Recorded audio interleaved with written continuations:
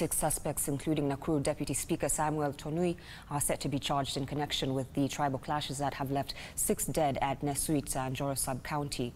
Tonui, a CDF official and MCA aspirant in the 2017 elections, a head teacher and a local primary school teacher, and 2 assistant chiefs were arrested on Friday night. The suspects spent the weekend at Njoro police station in wait for their arraignment today. Now, Rift Valley Regional Coordinator Mongo Chimanga last week also announced a dusk-to-dawn curfew in the clash-hit areas. Stephen Latour bringing us more from Njoro. Good morning, Stephen.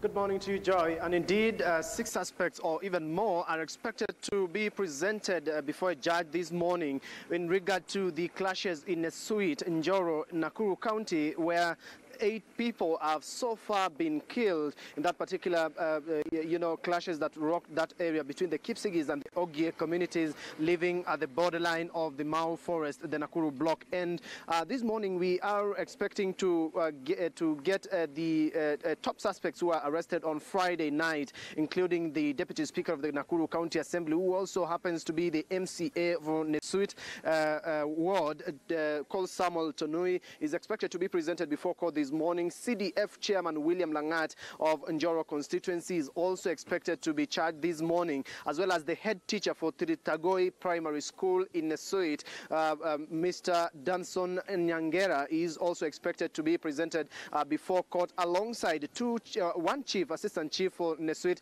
sub-location, Nicholas Lesingo, is also expected to be presented before court this morning. And one more arrest is pending, that is the MCA for Sigotech, still in Njoro, is also expected to be arrested any time from now. But there are 2 sets of courts that will be handling this matter, because there are, among the 17 suspects, some of the suspects will be presented before Nakuru law courts as well as Molo law courts. That is where the suspects will be arraigned.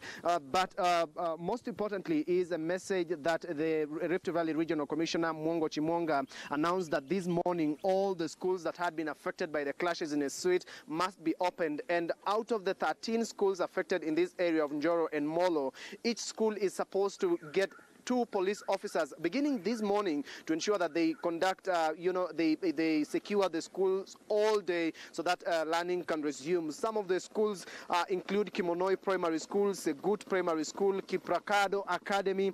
We have Kipleitich Academy, as well as Kaprop Primary School, all in Njoro and Molo. There are 13 of them, Joy, and we want to go and see how the situation is like, because some of the places we visited yesterday, Joy, happened to be a little bit tensed, but police officers were still conducting their patrols. But locals still claim that it was hard for them to allow their children to go back to school because, number one, their houses has been touched and that they are being left as IDPs with no home, and even saying that some of the children have been affected adversely because their school uniforms as well as school books have been burnt down during the clashes when the houses were set ablaze. So we are also going to have a spot check on the same and see how things pans out from that area. For now, back to you, Joy, in studio.